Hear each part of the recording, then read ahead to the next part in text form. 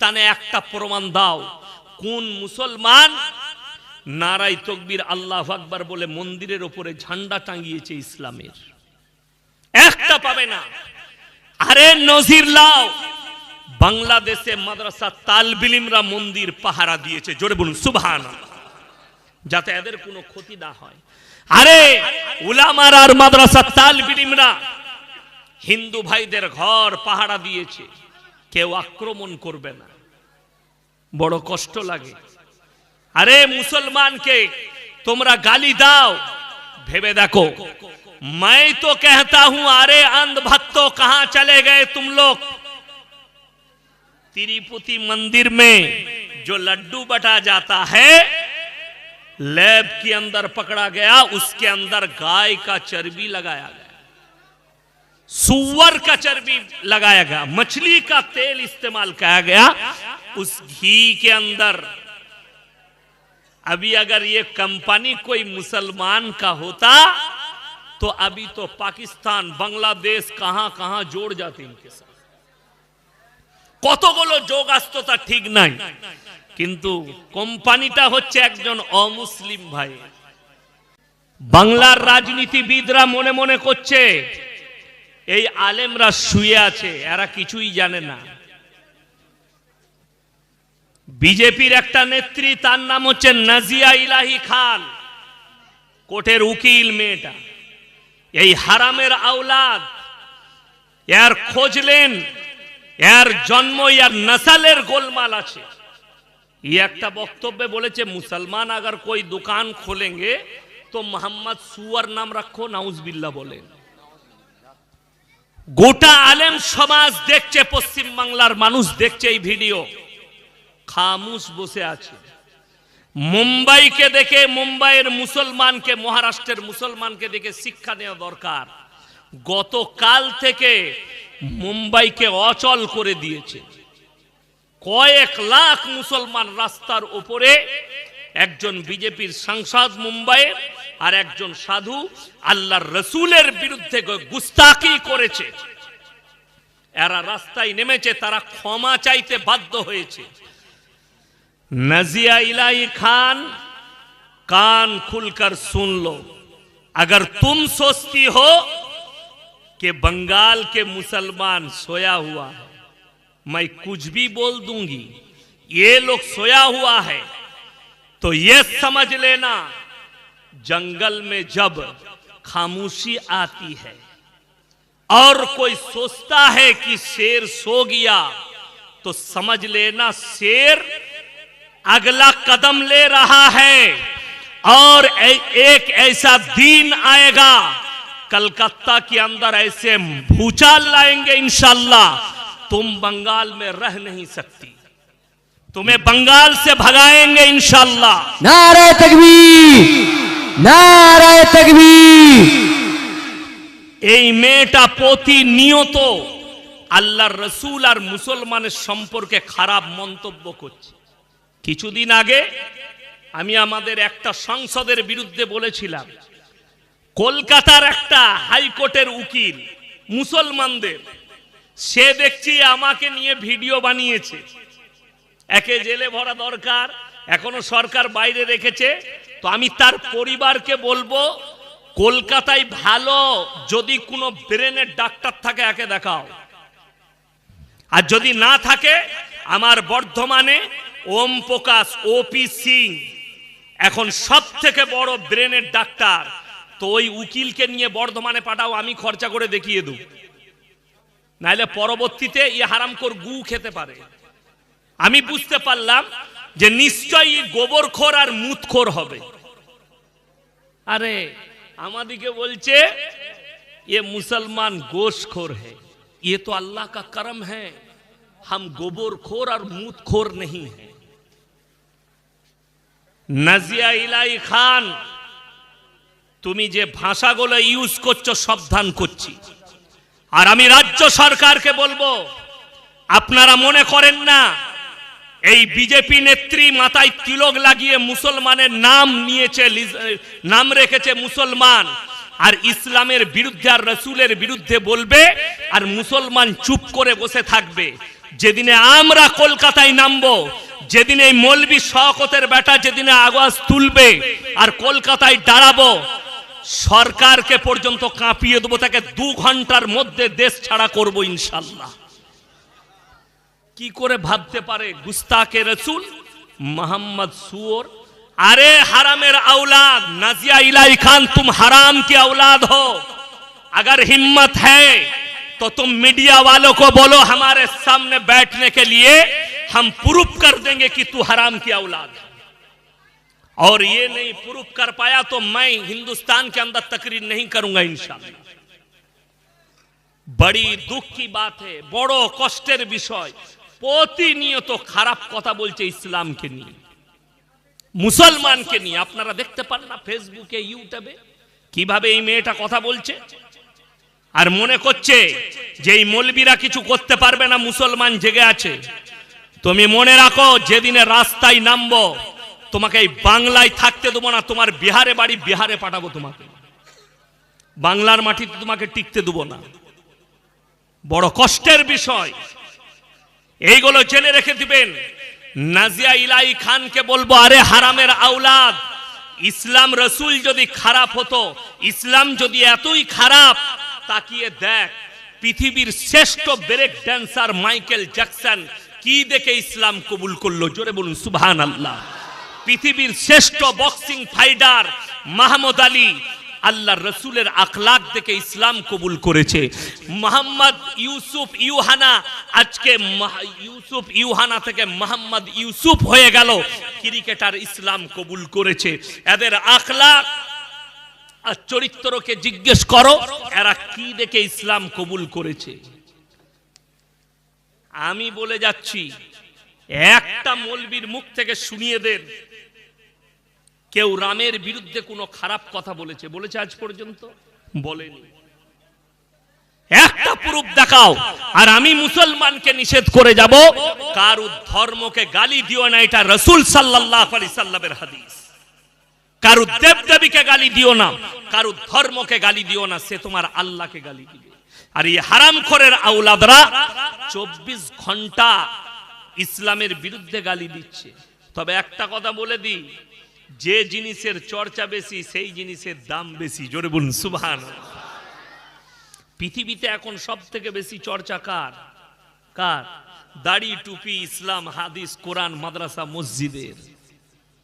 আসামের মুখ্যমন্ত্রী হিমন্ত বিশ্ব শর্মাজি একটা ভিডিও স্কিপ দেখলাম, তিনি বলছেন ইসলাম খতম হো জানি চাইয়ে, इस्लाम करुणा की तरह खत्म हो जानी चाहिए। अरे मेरे दोस्त, तुम एक मिनिस्टर हो, तुम्हें सोच समझकर बात कहनी चाहिए। तुम तो बड़ी दूर की बात, तुम जरा इतिहास उठाकर देख लो, फिरौन आया था मूसा को मिटाने, खुद मिट गया। जरा उठाकर देख लो, नमरूद आया था इब्राहिम को जलाने, खुद खत्म हो गया।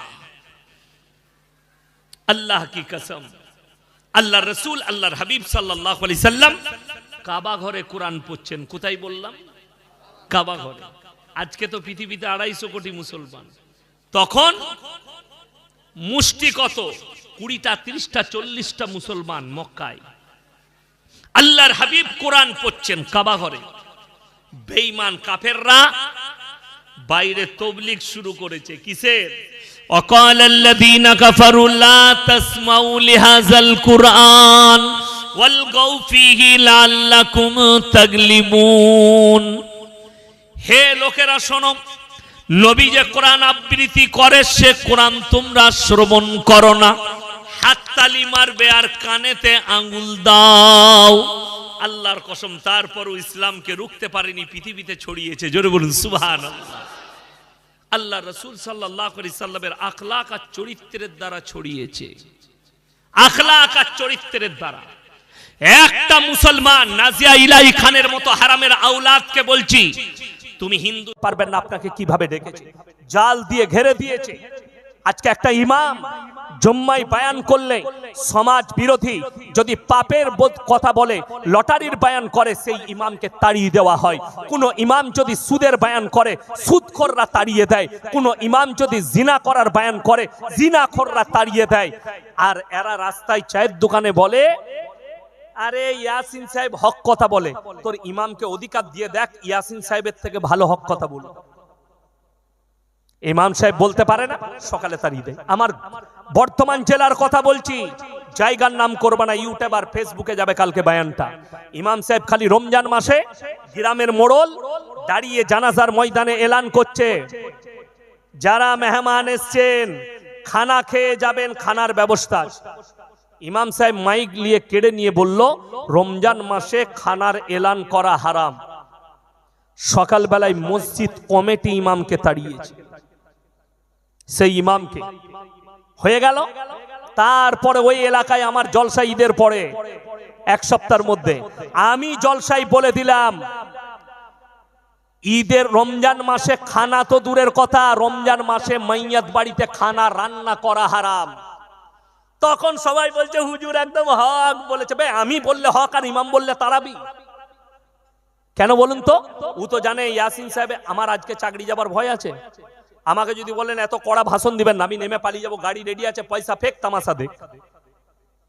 আমার চাকরি যাবার ভয় না। আবার যেখানে আসবো এই কথাটাই বলবো, লিতে পারিস তা লিবি, না হলে তারাবি, দরকার নাই। যদি বলে হুজুর আপনাকে ডাকবো না, তুই না ডাকলি বা, আমার তো রোজার আগের দিন পর্যন্ত ডেট খালি না। তাইলে হক শোনারও লোক আছে, মাথায় রাখবে। আজকে কিয়ামতের আলামতটা শুনেলেন, মিথ্যা বিলুপ্ত, মিথ্যা প্রকাশ পাবে, সত্য বিলুপ্ত হয়ে যাবে। কিয়ামতে আমার বাপ দাদুর বয়সী যারা বসে আছেন, আমার বাপের বয়সী যারা বসে আছেন, তারা ভালো করে শুনে যান। এমন একটা যুগ ছিল আমার বাপ চাচাদের যুগটা, মানুষ মিথ্যা বলতে ভয় খেত, পাপ হবে বলে সত্য কথা বলতো।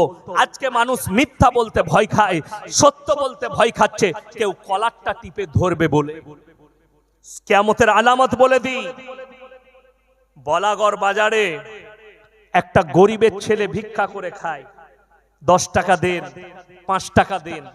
গরিবের ছেলে পেটের দায়ে ভিক্ষা করে, মানুষ তাকে 2 টাকা 5 টাকা দেয়, 2 টাকা 5 টাকা দেয়। সে বেচারা ওটা থেকেই পেট চালায়, মা নাই বাপ নাই, দুঃখ লাগে। বিসমিল্লাহ, আলহামদুলিল্লাহ। কিন্তু সে ভুলবশত একটা লোকের পকেট থেকে 10 টাকা চুরি করেছে, তাকে গাছে বেঁধে পিটাচ্ছে যে চোর। ঠিক বললাম না ভুল বললাম? সেই ছেলেটা 10 টাকা পেটের দায়ে চুরি করেছে, তাকে চোর বলে মারছে। আমি এখন আসছিলাম মেমারি রেল গেটে, আমার কাঁচটা ঠুকছে একটা বাচ্চা ছেলে, দেখছি হাতে কয়েদ বেল আছে 6টা। আমি বললাম এগুলো বিক্রি করছিস? কি নাম তো? কি কুমার নাম বললাম। বলে স্কুলে যাস না?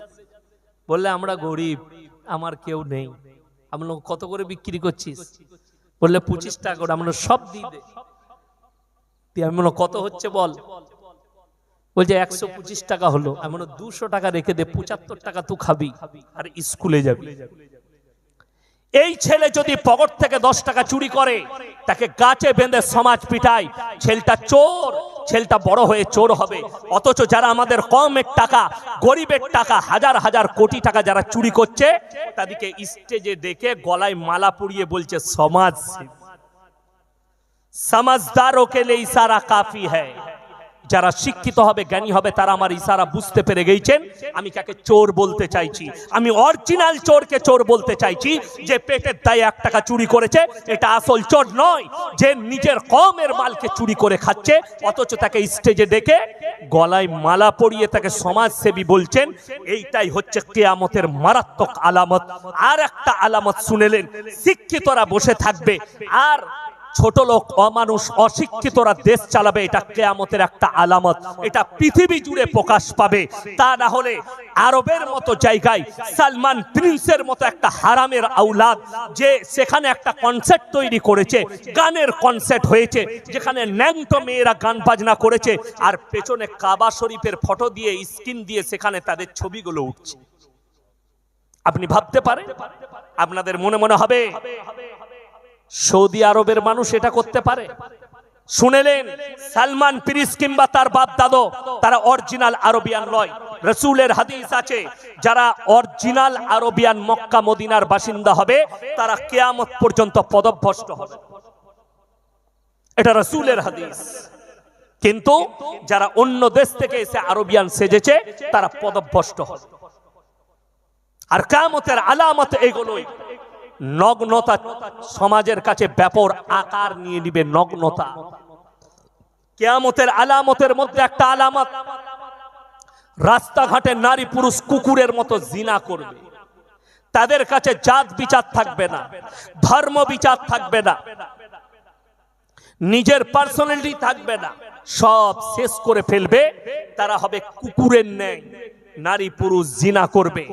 আমি দেখলাম একজন বাবা, তেনাকে ওই রকমই অ্যাঙ্কাররা একটা নাংটা মেয়ে জিজ্ঞেস করছে, বাবা आपने बोला कि आप अपने जो शहर है আপনার যে স্বামী আছে মেয়েরা তোমরা স্বামীকে মহব্বত করো। তিনি যেমন ইসলাম বলেছে তিনিও তিনার ধর্মের কথাই বলেছেন, বেদ পুরাণের কথা, যদিও আমি সেই ধর্ম সম্পর্কে জানি না। বাবা বলছিলেন, আমি শুনি উনার বক্তব্যগুলো। একটা মেয়েকে সালাহ দিচ্ছে, তো এই মেয়েটা বলছে যে এক औरत को चाहिए अपने शौहर के लिए मोहब्बत करे। এই মেয়েগুলো বলতে চাইছে যারা মডেলিং মেয়ে আজকের যুগে, যারাই আমার বয়ান শুনছেন স্কুল কলেজের মেয়েরা, এদের মনের ধারণা আমরা রিলেশনশিপে থাকবো। পৃথিবীর যিনি এখন সব থেকে বড় মুফতি, তিনার নাম মুফতি তাকি উসমানী, পাকিস্তান সব থেকে বড় জাস্টিস। তিনার একটা বয়ান শুনলাম এক মাস আগে, তিনি কোন একটা বড় কনসার্টে বয়ান রেখেছেন পাকিস্তানের, বিভিন্ন দেশের স্কলাররা ছিলেন। তো তিনি বক্তব্যে বললেন কিয়ামত সে পহলে পুরে দুনিয়া মে হারাম আওলাদো সে ভর যায়। यार তিনি একটা বড় ব্যাখ্যা দিয়েছেন, সেই ব্যাখ্যাটা আমি বুঝতে পারলাম এই বাবার সঙ্গে ওই মেয়েটা তর্ক করাতে। মেয়েটা কি তর্ক করছে, একটা ছেলের সঙ্গে আমি 6 মাস থাকবো তবে তো তার ব্যাপারে আমি বুঝতে পারবো ছেলেটা কেমন, দিয়ে তারপরে যদি ভালো লাগে তখন তাকে বিয়ে করব। কাদের আখলাক? ইংরেজদের। কাদের আখলাক? ইহুদি নাসারাদের আখলাক, খ্রিস্টানদের আখলাক আজকে ভারতের সংস্কৃতিতে চলে এসেছে। তাতে সনাতন ধর্ম বলুন আর ইসলাম বলুন, সবাই এটাকে অ্যাকসেপ্ট করেছে। কারা? শিক্ষিত সমাজ, যে না এটাই ঠিক, যে ছেলেটার সঙ্গে 6 মাস কাটাও রিলেশনে, যদি ভালো লাগে বিয়ে করব, না লাগলে বিয়ে করব না। আমাদের পৃথিবীতে এখন শুনেলেন একজন বড় ফুটবলার, তিনার নাম হচ্ছে দিয়েগো মারাদোনা। নাম শুনেছেন না শুনেননি? 11টা প্লেয়ারকে কাটিয়ে গোল করেছিল বিশ্বকাপে। তার নাম হচ্ছে ফুটবল সম্রাট দিয়েগো মারাদোনা। সে যখন তার স্ত্রীকে বিবাহ করতে যাচ্ছে 9 বছরের মেয়েকে নিয়ে যাচ্ছে, মানে বিয়ের আগে রিলেশনে থাকাকালীন মেয়েটা জন্মগ্রহণ করে ফেলেছে। আচ্ছা এই বাচ্চাটা হারাম না হালাল? ইসলামী শরীয়তে হারাম। আজকে শুনেলেন হারাম বাচ্চাগুলো কিভাবে প্রকাশ পাবে। আমাকে দেখতে পাচ্ছেন, আমি ইয়াসিন, আমার যদি পরিচয় জিজ্ঞেস করেন আমি আমার বাবার নাম বলবো না মায়ের? কথা বলে না লোকগুলো? বাপের নাম বলবো। আমি যদি আপনাদেরকে কেউকে জিজ্ঞেস করি তুমি কে, সে মায়ের নাম বলবে না বাপের? অমুক গ্রামে অমুকের সন্তান। বাবা যদি মারা যায় তাও বলবে আমি মৃত অমুকের ছেলে, বলবে না? বলবে না? বলবে। চলুন, আপনাদের এখানে ছাগল আছে না নাই? আছে। ছাগলের বাচ্চা হলে পাঁঠার বাচ্চা বলেন না ছাগলের? কথা বলে না? ছাগলের। গায়ের বাচ্চা হলে ষাঁড়ের বাচ্চা বলেন না? গায়ের গায়ের বাচ্চা বলে। কত মারাত্মক কথা শুনেলেন। জানোয়ার আর মানুষের মধ্যে পার্থক্যটা 4 পায়ার নয়, কথা বলা না বলার নয়, খাওয়া দাওয়ার নয়। মারাত্মক পার্থক্য হচ্ছে আল্লাহ ইনসানের পরিচয় দিয়েছে বাপের দ্বারা, মানুষের পরিচয় বাপের দ্বারা, আর জানোয়ারের পরিচয় মায়ের দ্বারা। ইমাম আবু হানিফা রাহিমাহুল্লাহ, ভালো করে শুনবেন কথাটা। তিনার কাছে একদল মহিলা এলো, এসে বলছেন বাবা হযরত, পর্দার আড়ালে দাঁড়িয়ে আমরা একটা মাসলা এনেছি, আপনাকে হাল করে দিতে হবে। কি? ইসলামী শরীয়তে মুসলমান পুরুষ 4টা বিবি রাখতে পারবে শরীয়তে, ঠিক কি না? কথা বলে চারটা বিয়ে করে যায় যাচ্ছে না নাই? এ কথা বলেন আছে? আচ্ছা, আলেমরা ইমামরা ছাড়া, তালবিলিমরা ছাড়া আপনারা বলবেন, কেউ যদি দ্বিতীয় বিয়ে করতে চায় বইয়ের কাছে হুকুম নিতে হবে না? হবে না? হ্যাঁ, যারা বলছেন হবে, আচ্ছা এরকম কারো ভালো বউ আছে যে তাকে বলবেন কালকে আর একটা বিয়ে করছি দিয়ে তোমাকে চুমু খাবে না, ঝাঁটা করে মারবে? ওই জন্য আলেম আর সাধারণ পার্থক্য। দ্বিতীয় বিবাহ করার জন্য বিবির কাছে পারমিশনের প্রয়োজন নাই, কোনো পারমিশন লাগবে না, আপনি দ্বিতীয় বিবাহ করতে পারেন। অনেক ছেলে মনে মনে ভাবছে, আচ্ছা হুজুরকে দাওয়াত দিয়েছিস, কাল কি করব? তুইও মার খাবি আমিও খাবো। মায়েরা ভুল বুঝবেন না, মায়েরা হয়তো মনে মনে ভাবছে, আচ্ছা আটকুড়োর বেটা মৌলবীকে দাওয়াত দিলি, ওরা আবার বিয়ে করার কথা বলছে। না না, মায়েরা ভুল বুঝবেন না, আমার শেষটা শুনেন তবে বুঝতে পারবেন। যারা দুটো বউ রেখেছেন, ইসলামের দ্বিতীয় বিয়ে করার আগে বাধাটা স্ত্রীর কাছে নয়, বাধাটা আমার আল্লাহ যেখানে দিয়েছেন সেটা হচ্ছে তোমার দিলে। যদি তোমার মনে হয় দুটো বিবিকে সমান চোখে দেখতে পারবো না, তোমার জন্য একটাই বিবি যথেষ্ট। জোরে বলুন সুবহানাল্লাহ। এই যুগে এরকম কোন বাপের বেটা আছে দুটো বউকে সমান চোখে দেখবে? নেই। তাইলে করার প্রয়োজন নাই। যদি থাকে, কেউ যদি দুটো বউ রাখে, একটা বউকে যদি 500 টাকা দামি শাড়ি দেয়, ভালো করে শুনবেন, আর একটা বিবিকে যদি 400 টাকা দেয়, সে যদি তাহাজ্জুদ গুজার হয়, আল্লাহর কসম খেয়ে বলছি তার কবরের আযাব কেউ রুখতে পারবে না, কোন মৌলবি রুখতে পারবে না দোয়া করে। কেউ যদি কাবা ঘরের ফাঁস কাতারে নামাজ পড়ে 5 ওয়াক্তের, আর দুটো বিবি রাখে, একজনকে যদি 40 টাকা কিলো চাল দেয় আর একজনকে 30 টাকা, তার কবরের আযাব তাকে রুখতে পারবে না, তাকে কিয়ামতের দিনে আটক করবে। শরীয়তে এইটাই নিষেধ করা হয়েছে যে তোমার যদি দিল বলে দুজনকে আমি সমান চোখে দেখতে পারবো, তবে তুমি দ্বিতীয় বিবি গ্রহণ করবে, না হলে তোমার জন্য প্রযোজ্য নয়। চলুন এরপরে ইমাম আবু হানিফা রাহিমাহুল্লাহকে বললেন যে মহিলারা কেন 4টা বিয়ে করতে পাবে না? এটা মারাত্মক প্রশ্ন, সহজ না কঠিন? কঠিন। সেই যুগটা টেকনোলজির যুগ ছিল না, সেই যুগটা সায়েন্সের যুগ ছিল না। ইমাম আবু হানিফা রাহিমাহুল্লাহ বলেন কাল সকালে চলে যাও। মহিলারা চলে গেলেন। তিনি যখন বাড়িতে গিয়ে রাত্রে খানা খেতে বসেছেন, তিনি পেরেশানির হালতে আছেন। তেনার মেয়ে জিজ্ঞেস করছেন, আব্বা আপনি খানা তো খাচ্ছেন, কোন একটা টেনশন ভোগ করছেন আপনি? বললে, মা মহিলারা আমাকে জিজ্ঞেস করেছে তোমরা কেন, আমরা কেন 4টা স্বামী রাখতে পাবো না? আমি উত্তর দিতে পারিনি, উত্তর খুঁজছি কালকে কি দেবো। এই ইমাম আবু হানিফা রাহিমাহুল্লাহর মেয়ে বললেন, আব্বু আমার কাছে কালকে সকালে পাঠান, আমি উত্তর দেবো। সকালবেলায় মহিলারা এসে হাজির পর্দার মধ্যে। হে যুগের ইমাম, আপনি উত্তর দেবো বলেছিলেন সকালে ফজরের পরে। তিনি বললেন, হে মহিলারা তোমরা আমার বিটির কাছে চলে যাও, আমার মেয়ে তোমাদেরকে উত্তর দেবে। তারা উনার বাড়িতে এলেন, তিনার মেয়ে আছে। তিনার মেয়ে বললেন, এক কাজ করো, তোমরা বসে যাও। সবাই বসে যাবো, বসে যাও। সবারই হাতে রেওয়ায়েতে আছে একটা করে কটোরা দিলেন। বলে কি করব? বললে তোমরা পর্দায় যাও, আর পর্দার পেছন থেকে নিজের নিজের স্তনে দুধ বের করে নিয়ে এসো। সবাই অল্প করে দুধ বের করে নিয়ে এলেন, একটা বড় পাত্রের মধ্যে ঢেলে দিলেন। ঢেলে দেওয়ার পরে সবগুলো মিক্স হবে না? হবে না? মিক্স হয়ে গেছে। সেই যুগটা কিন্তু সায়েন্সের যুগ ছিল না, টেকনোলজির যুগ ছিল না। ইমাম আবু হানিফা রাহিমাহুল্লাহর মেয়ে বললেন, এরপরে এক কাজ করো, তোমরা আবার বাটিগুলো ধরো। বলে কি করব? নিজের নিজের দুধটা বার করে নাও। তারা বললে, হে পাগল মেয়ে, এগুলো মিক্স হয়ে গেছে। তিনি বললেন, শোনো, একটা ছাগল যদি মাঠে যায় 5টা পাঁঠা তার সঙ্গে মিলামিশা করতে পারে, কিন্তু কার বীর্য থেকে বাচ্চা হয়েছে এটা আল্লাহ ছাড়া কেউ জানে না। একটা গাই যদি মাঠে যায় 5টা ষাঁড় মিলামিশা করতে পারে, কার বীর্য থেকে বাচ্চা হয়েছে এটা আল্লাহ ছাড়া কেউ জানে না। তোমরা যদি এই যুগে 4টা স্বামী রাখতে চাও, তাইলে এরপর বিপদ হবে, এই বাচ্চাটা কার? ওই জন্য আল্লাহ জানোয়ারের পরিচয় দিয়েছে মায়ের দ্বারা, আর ইনসানের পরিচয় দিয়েছে বাপের দ্বারা। একটা স্বামী চারটা যদি বিবাহ করে, চারজনের সঙ্গে মিলামিশা করবে, জানা যাবে চারটাই বাচ্চা একটা বাপের। কিন্তু যদি একটা মেয়ে চারটা স্বামী রাখে, বাপ নিয়ে সংশয় তাড়াবে, বাপ টাকার, তাহলে তোমাদের মধ্যে আর জানোয়ারের মধ্যে কোনো ফারাক থাকবে না।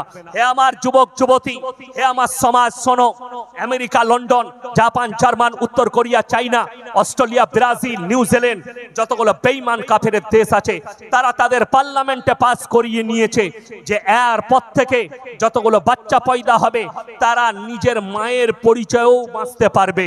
তার নাম হচ্ছে রিলেশনশিপ। একজনের সঙ্গে 6 মাস 1 বছর কাটাবে, কাটানোর পরে ভালো লাগেনি, কিন্তু বাচ্চা পয়দা হয়েছে, সেই মেয়ে ছেড়ে দিল, সেই বাচ্চাটা মায়ের পরিচয়ে থাকবে, বিয়ের পরিচয় পাবে না। এদের মধ্যে আর জানোয়ারের মধ্যে কোনো ফারাক থাকবে না। আর এই বাচ্চাগুলো হচ্ছে হারাম আওলাদ। আজকে মুসলমানের কাছে সব থেকে বড় রোগ যেটা এসছে, সেটার নাম হচ্ছে পরকিয়া। লোকের বউকে নিয়ে পালিয়ে যাওয়া, লোকের বউকে নিয়ে পালিয়ে ঘর করা শরীয়ত সম্মত হারাম।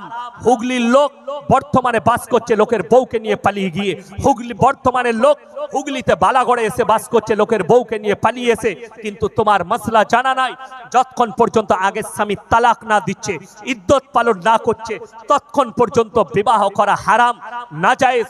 গোটা পৃথিবীর মৌলবি যদি এক কাছে হয়ে নিকাহ পড়ায়, শরীয়ত সম্মত হারাম, সেই বিয়ে হবে না। খুদ যদি কাবা ঘরের ইমাম নিকাহ পড়ায় আর যদি সে ইদ্যত পালন না করে, তাকে যদি তালাক না দেয়, ইসলামী শরীয়তে হারাম হবে সেই মহিলার সঙ্গে। ওই জন্যই বেঈমান কাফেররা চাইছে এদের মধ্যে যেন তালাক না থাকে, এদের মধ্যে শরিয়া না থাকে। ইউনিফর্ম সিভিল কোড নিয়ে এসো, এক দেশ এক কানুন, এদের যেন কিছুই না থাকে, এদের বিবাহ যেন না থাকে, এরা যেন জিনায় লিপ্ত হয়, আর এদের ঈমানগুলো যেন চুরচুর হয়ে ধ্বংস হয়ে যায়। ইহুদি আর বেঈমান কাফেররা জানেন ঠান্ডা মাথায় কিভাবে আমাদের ছেলেদিকে মেয়েদিকে জিনা করাচ্ছে, আপনি অনুভব করতে পারেন। যদি বলেন কি করে, এই মাসটার নাম কি? ইংরেজি নভেম্বর, পরের মাসের নাম হচ্ছে ডিসেম্বর, তারপরে জানুয়ারি, তারপরে ফেব্রুয়ারি। আমার ভাই 14ই ফেব্রুয়ারি নাম দিয়েছে ভ্যালেন্টাইন ডে। কাজ কিন্তু হচ্ছে জিনা করা, ঠান্ডা মাথায় জিনা করাচ্ছে। নাম দিয়েছে রোজ ডে, কাজ হচ্ছে জিনা করা। নাম দিয়েছে চকলেট ডে, কাজ হচ্ছে জিনা করা। নাম দিয়েছে রোজ ডে, কাজ হচ্ছে জিনা করা। নাম দিয়েছে কিস ডে, কাজ হচ্ছে জিনা করা। এগুলো ঠান্ডা মাথায় আমাদের ছোট্ট ছোট্ট স্কুল কলেজের বাচ্চা মেয়েদিকে ছেলেদিকে দিয়ে জিনায় লিপ্ত করানো হচ্ছে। ইসলামী শরীয়তে হারাম, এই দিনগুলো পালন করা হারাম। যাদের ছেলে মেয়েরা করবে, বাম্মা যদি জানে, এই জিনার দায়ী বাম্মাও পাবে। আজকে ভাবতে পারে মাধ্যমিক পরীক্ষা আছে সামনে, আছে না নাই? আমাদের কচি কাঁচা বাচ্চাদের যতগুলো হিন্দু পশ্চিম বাংলার ছেলে মেয়ে পরীক্ষা দিবে, আল্লাহ সকলকে কামিয়াবি দান করুক, বলুন আমিন। কিন্তু দুঃখটা কোথায় জানে? মাধ্যমিকে ফার্স্ট ডিভিশন পেয়েছে লাতনি, নানিকে ফোন করে বলছে, নানাকে ফোন করে বলছে, নানা আমি ফার্স্ট ডিভিশন পাস করেছি, আমাকে একটা মোবাইল লাগবে। নানির কাছে পয়সা নাই, নানি গ্রুপ লোন নিয়ে একটা লাতনিকে ফোন কিনে দিল। এক তো সুদের টাকা, এক তো হারাম টাকা, দ্বিতীয় নম্বর একটা হারাম জিনিস কিনে দিয়েছে। এই মোবাইলের দ্বারা সেই মেয়ে জিনায় লিপ্ত হচ্ছে। সে একা পাপী হবে না, তার গোটা পরিবার পাপী হবে, তার সমাজ পাপী হবে। সরকার ট্যাব দিচ্ছে, ট্যাবের পয়সা দিচ্ছে, ওটা ট্যাবের পয়সা দেয়নি, জিনা করার রাস্তা করে দিচ্ছে যে ফ্রি পয়সায় জিনা করতে পারবে। একটা করে ট্যাব কিনো, 10,000 করে নিয়ে মোবাইল কিনো আর জিনা করো, তোমরা জিনায় লিপ্ত হও। ফোনের দ্বারা আপনারা মনে করেছেন, উলামা দিকে জিজ্ঞেস করুন, আমাদের সমাজ মনে করেছে খালি শারীরিক মিলনটার নাম হচ্ছে জিনা। ভুল, শারীরিক মিলনটার নামই জিনা নয়।